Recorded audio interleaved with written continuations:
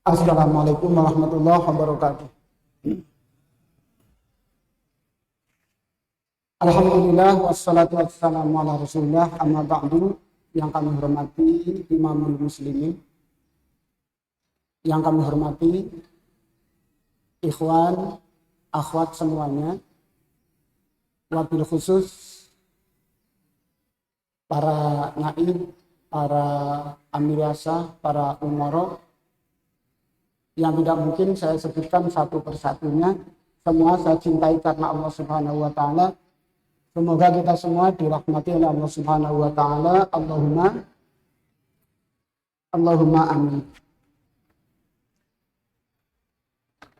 Saya senang sekali para ikhwan bisa silaturahim dengan para ikhwan.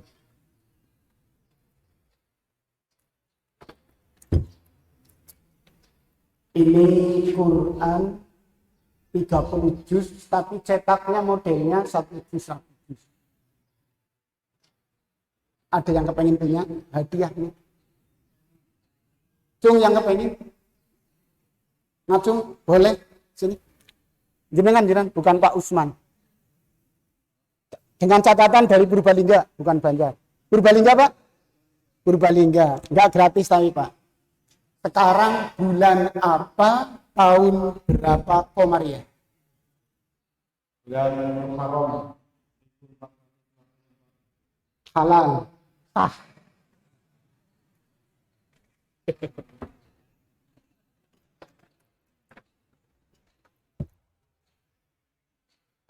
Yang ini agak berat, karya seorang dokter. Sunnah di bawah ancaman. Kalau beli bisa 200.000. Bandrolnya 100, ngegrade-nya 75, baksonya 25.000. Yang kepengen cung? Belakang, monggo.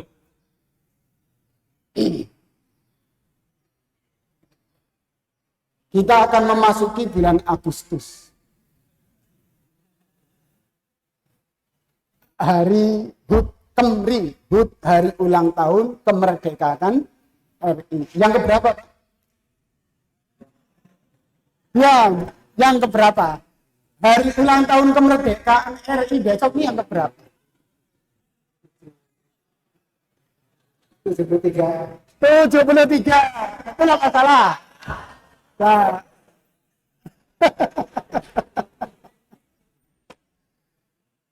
Yang muda, ini karya seorang dokter soalnya. Silakan ngacung. Ya, maju.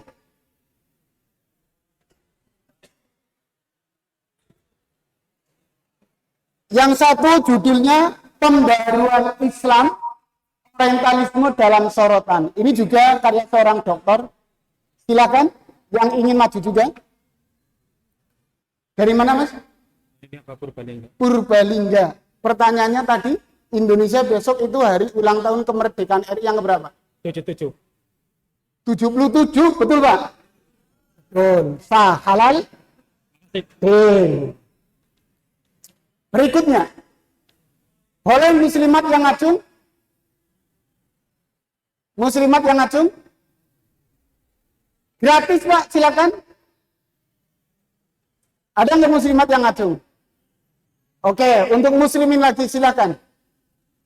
Buku bacaan gratis. Ya, silakan maju.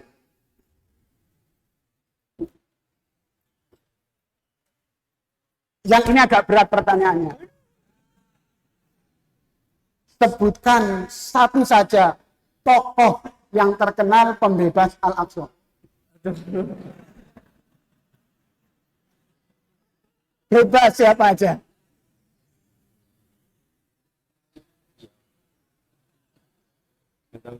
Enggak tahu, enggak saya kasih. Ayo, maju Pak. Silakan. Gimana nih teriaknya Al-Aqsa Hakuna? Ditanya tokohnya siapa, enggak tahu. Aduh, ini. Bapak saking pundi, Pak? Karanggedang. Pertanyaannya, sebutkan satu tokoh pembebas Palestina Al-Aqsa. pembebas Palestina Al-Aqsa, yaitu Imam Hamidi. Oke, silakan Pak. Ini Pak. Ini Pak. Ya. Saya berikan. Ya, silakan.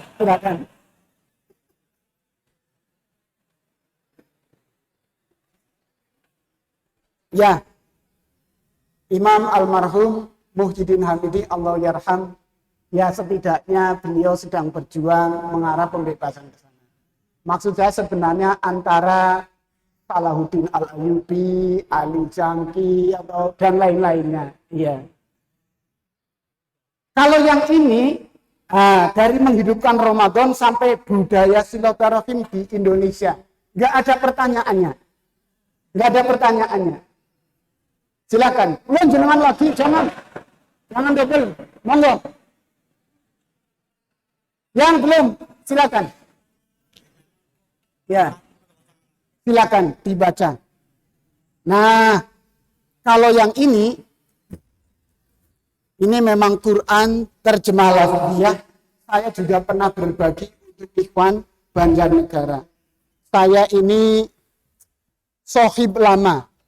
Saya punya sohib lama, nggak ketemu. Jasanya Masya Allah, saya hadiahkan untuk Pak Usman. Biar ini, ya, semoga diriasahnya bermanfaat. Quran terjemah lafziyah. Alhamdulillah. Habis Bapak Ibu sekalian.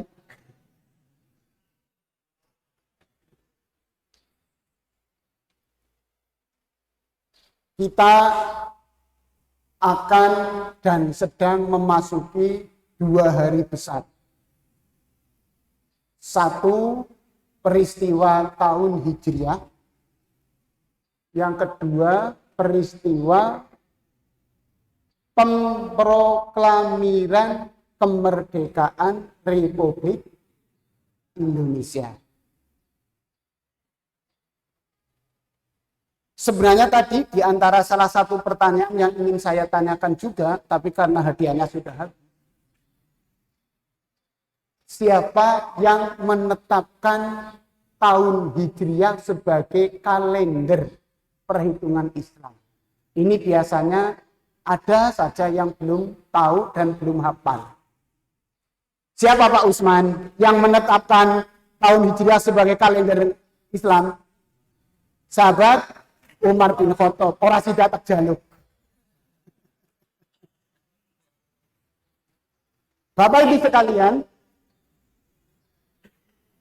penetapan hijrah Rasul dari Mekah ke Madinah menjadi hitungan kalender Islam itu ditetapkan oleh Khalifah Umar bin Khattab. Khalifah keberapa Bapak Ibu? Khalifah kedua ya.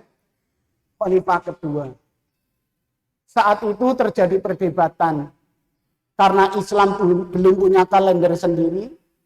Apakah mau menggunakan hari lahir Rasul, hari wafat Rasul, ataukah peristiwa Isra Mi'raj yang tidak kalah hebatnya.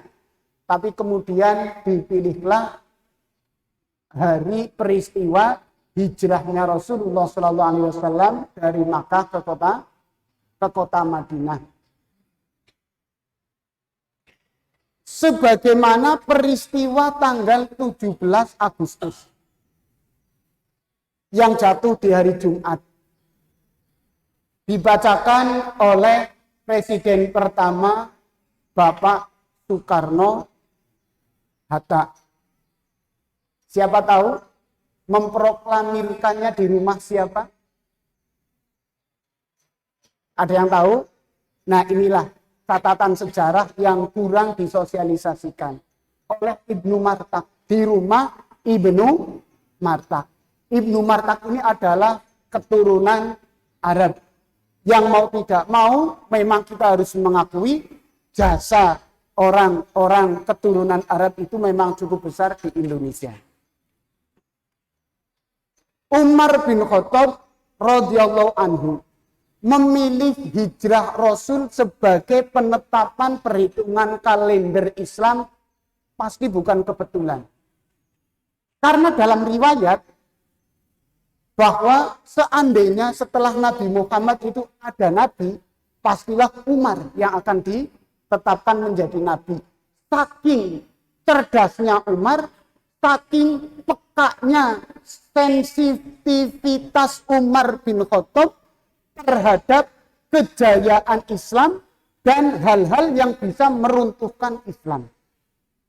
Maka pasti bukan karena kebetulan. Coba, seandainya kalender Islam ditetapkannya kok sejak lahirnya Rasul, sulit. Yang mau dibahas apa waktu lahir Rasul? Atau wafatnya Rasul, mungkin buntu, mentok. Sing arep dibahas apa? Dari peristiwa kematian. Tapi ketika yang ditetapkan itu adalah peristiwa hijrahnya Rasul, hijrah ini adalah merupakan peristiwa yang sangat monumental yang dari tahun ke tahun, dari zaman ke zaman, sekarang sudah 1444 Hijriah, akan selalu aktual, selalu segar, dan selalu menginspirasi, dan selalu menggugah semangat orang-orang yang membahasnya. Coba bayangkan para ikhwan. Rasul dan para sahabatnya. Waktu itu, kalau saya tidak salah ingat, sahabat Rasul yang itu hijrah kira-kira 40 atau 41 sahabat. Akeh ini karo ikhwan Karangcengis. Hanya 41. Bayangkan. Hijrah ke Madinah. Qadarullah di Madinah pun orang yang akan menjadi kaum Ansor menolong menerima kehadirannya kira-kira ya 40 sampai 41 juga. Masya Allah, Rasul dan para sahabatnya dalam tanda kutip melarikan diri, meninggalkan kota Mekah untuk menyelamatkan agamanya meskipun dengan mengorbankan hartanya. Garis bawahi. Ini yang harus selalu kita ingat. Sementara fenomena sekarang banyak terjadi, orang justru demi mengejar harta malah mengorbankan agama. Maka dengan peristiwa hijrah ini kita diingatkan, kalau ingin mendapat kejayaan seperti Rasulullah SAW dan para sahabatnya jaya, itu harus siap menyelamatkan agamanya, walaupun harus mengorbankan hartanya, mengorbankan karirnya, mengorbankan dagangannya. Saking semangatnya hijrah Rasulullah SAW sampai dalam akhir surat Al-Anfal, Allah menjadikan garis pemisah antara orang yang setia kepada Rasul dan yang tidak setia. Allah berfirman, "Walladzina amanu walam yuhajiru ma lakum min walayatihim min syai'." Orang yang mengaku beriman saat itu masih tinggal di kota Mekah, tidak mau memenuhi panggilan Rasulullah SAW, hijrah ke kota Madinah, ma lakum min syai', itu bukan urusanmu Muhammad, tinggal mereka. Maka hijrah saat itu adalah menjadi barometer kalau kesetiaan seorang muslim di dalam mengikuti Rasulullah SAW dan mencari ridhonya. Paham Bapak Ibu sekalian? Ikhwan dan akhwat rahimani wa rahimakumullah. Itulah hijrah Rasulullah SAW. Dalam surat Al-Anfal ayat terakhir, saya ulangi, walladzina amanu walam yuhajiru ma lakum min walayatihim syai'. Sampai kemudian ada seorang sahabat yang hari ini terjemahnya adalah terkena stroke. Namanya sahabat Bomroh. Begitu beliau mendengarkan hijrah itu adalah wajib saat itu meninggalkan kota Mekah, menyelamatkan agamanya, menuju ke kota Madinah, Bomroh yang sudah kena stroke nggak bisa ngomong, hanya acung-acung kepada anaknya. Isyarat seperti ini yang oleh anak-anaknya dipahami kalau bapak itu maksudnya minta dipikul, minta ditandu, minta diantar untuk menyusul Rasulullah Shallallahu Alaihi Wasallam. Kemudian sahabat Domroh ini dipikul oleh anak-anaknya. Qadarullah karena sakitnya parah meninggal di tengah jalan. Kemudian turun ayat kepada Rasulullah Shallallahu Alaihi Wasallam surat An-Nisa bahwa orang-orang yang berhijrah mereka yajid lahu fil ardi muraghaman katsiran wasa'ah. Walaupun mereka belum sampai ke tujuan, mereka telah dihitung sebagai hijrah, muhajir, dan mereka dijamin akan mendapatkan kehidupan yang lebih layak, kehidupan yang lebih baik, baik secara ekonomi, material, maupun secara ruhiyah, terlebih-lebih secara akidah. Maka bicara masalah tahun baru Hijriah, ini memang harus selalu dikaji, digali, dan digali. Kemudian, sampai di Madinah, kaum Ansor yang bukan apa-apanya kaum Muhajirin, mereka ahohum Rasulullah.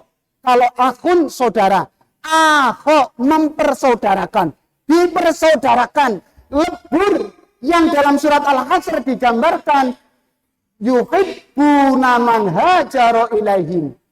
Mereka begitu mencintai, kaum Ansor mencintai orang-orang muhajir yang hijrah. Yutiruna ala anfusihim walau kana bihim khasasah. Bahkan berani mengorbankan, memprioritaskan orang yang hijrah daripada dirinya sendiri. Pak, silahkan di rumah saya ada kamar, nginep di rumah saya. Lanjenengan makin tong pundi ala gampang, dulu teng emperan. Pak, ayo ke rumah saya. Di rumah saya itu ada makanan. Pokoknya ke rumah saya tidak akan kelaparan. Sampai segitunya. Inilah makna hijrah yang harus selalu digali dan digali.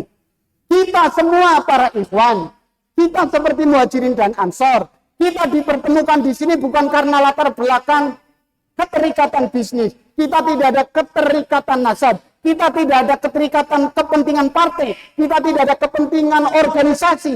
Tapi kita berkumpul semata-mata mencari ridho Allah Subhanahu wa ta'ala. Ini harus selalu diperbarui. Ikhwan akhwat rahimani wa rahimakumullah. Kemudian, kalau Presiden RI pertama Bapak Soekarno dan Bapak Muhammad Hatta memproklamirkan pada tanggal 17 Agustus, itu pun bukan kebetulan. Kalau dikembalikan, semua adalah atas skenario dan kehendak Allah Subhanahu wa ta'ala. Kita syukuri para pendahulu kita oleh Yang Mulia Dr. Muhammad Ahmad Mansur Surya Negara, dijulukinya sebagai para ulama dan santri pejuang kemerdekaan RI. Dalam buku beliau, Api Sejarah, begitu detailnya digambarkan bagaimana para pendahulu kita yang terdiri dari ulama dan para santri merebut kemerdekaan yang saat itu sulit dibayangkan oleh kita yang hidup, menghirup, menikmati hari-hari penuh kemerdekaan dan kebebasan. Oke, mungkin Bapak Ibu yang usianya seperti Al-Mukarram, Ustadz Nasikin, Pak Naib Rahmat, atau mungkin sebagian Mbah Kakung, Mbah Putri yang hadir di sini, sedikit banyaknya merasakan sisa-sisa getir dari akibat penjajahan. Ngajeng Pak, ingkang sami ngraosaken nate ngraosaken pai getire kepercikan penjajahan. Siapa yang usianya 70, Cung? 70 ke atas. Jenengan 70, Mbak? Pinten? Zaman semonten jenengan menangin apa di antara sisa-sisa penjajahan? Komunis berarti menangi, PKI menangi, ontran-ontran menangi, bakar-bakaran menangi.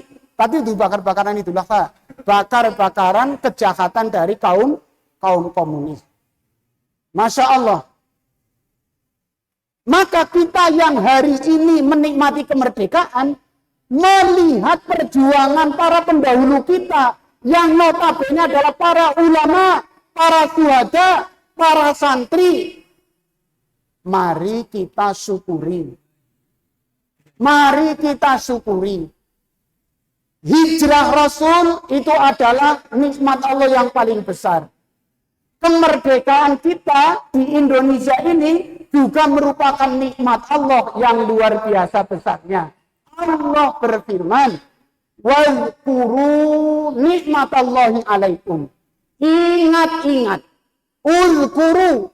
Ingat-ingat. Nikmat Allah atas kamu sekalian. Il kuntum a'daan.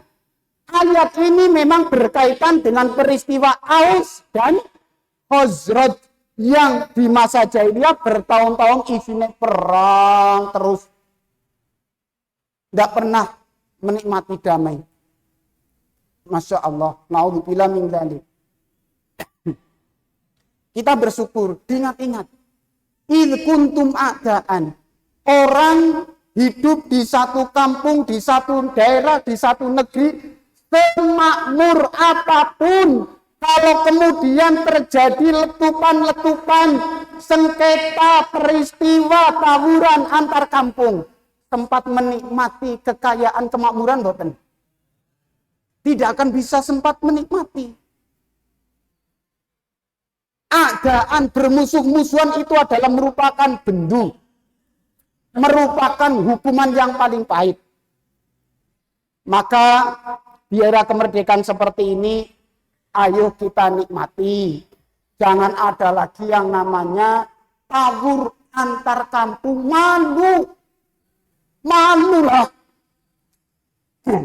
Maaf nih, panitia untuk saya apa nih ya minumnya? Nggak dipersilahkan sih, jadi saya agak gimana gitu. Maaf Bapak Ibu, ini saking semangatnya soalnya nih. Semangat dikejar-kejar oleh waktu. 10 menit lagi.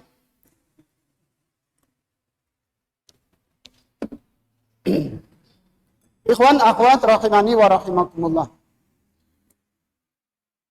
Di era maju seperti ini, di saat kita mestinya sibuk menata diri, menikmati kemerdekaan, menikmati kemakmuran, untuk menata segala kebutuhan hidup, kok masih ada yang suka tawur. Memalukan betul Pak? Memalukan, suka masuk ke televisi. Urusan yang sangat sepele. Kemakmuran seberapapun menjadi tidak berarti. Maka demikian pula nikmat hijrah Rasulullah SAW ini juga nikmat yang sangat besar. Ayo kita teladani. Siapa yang ingin meraih kejayaan seperti Rasulullah SAW, begitu sampai di Madinah, akhirnya dalam prosesnya turun ayat idza jaa nasrullahi wal fath. Orang-orang yang dulu memusuhi Rasulullah SAW, akhirnya mereka seperti Abu Sufyan dan teman-temannya masuk Islam dengan berbondong-bondong. Islam kemudian memimpin peradaban. Lailuha kana hariha, terang benderang. Tidak ada yang berbuat menyeleweng, melainkan ketahuan dan segera diselesaikan. Ini yang dinyatakan oleh Rasulullah Shallallahu Alaihi Wasallam. Bagaimana proses? Orang terkadang kan hanya melihat, ya katakanlah ketika melihat ada orang di Karangcengis sukses. Jangan melihat sukses hari ini. Ketika kita melihat Rasulullah sukses, sampai Fathu Mekah, musuhnya pun takluk masuk Islam, apa aja berbondong-bondong. Lihat prosesnya. Orang melihat pesantrennya megah hari ini, kamu nggak tahu waktu merintis mulai dari gede. Pesantren Al-Fatah mau sekarang sudah bisa bikin ini, nggak tahu prosesnya. Waktu itu ustadznya saja honornya itu hanya pas-pasan. Jangan lihat. Pesantren Purbalingga di mana tuh? Di Lamuk. Jangan melihat hari ini prosesnya. Sama apa yang dihasilkan dari Fathu Mekah itu, mari kita lihat juga prosesnya. Itu yang namanya dinamika, karena para sahabat Rasul itu siap mendapat gemblengan langsung dari Rasulullah Shallallahu Alaihi Wasallam. Salah satu contoh yang saya selalu sampaikan di kesempatan majelis ilmu, kehebatan para sahabat Rasul digembleng oleh Rasul Shallallahu Alaihi Wasallam, tingkat ketaatan para sahabat itu luar biasa. Mereka adalah orang-orang yang sami'na wa ta'na. Coba lihat bagaimana peristiwa tentang turunnya khomer. Begitu sampai akhirnya khomer diharamkan, jangan dikira para sahabat waktu itu tidak punya tandon khomer. Tandon, Pak, pirsa tandon. Punya stok. Sing seceret, sing seember, sing sedrim. Tapi begitu turun ayat innamal khamru wal maisiru sampai akhir ayat, tidak perlu saya bacakan dan terjemahkan karena waktunya singkat. Khamr itu haram. Para sahabat tidak ada kata-kata kemudian panggung kelanu gari sebotol untuk naik disit. Panggung ini tinggal seceret darna disit payu. Apalagi ini masih sedrim. Enggak. Para sahabat waktu itu ceret langsung dilempar. Yang namanya drum langsung dijejak. Sehingga kemudian ada kata-kata banjir khomer. Segitunya para sahabat.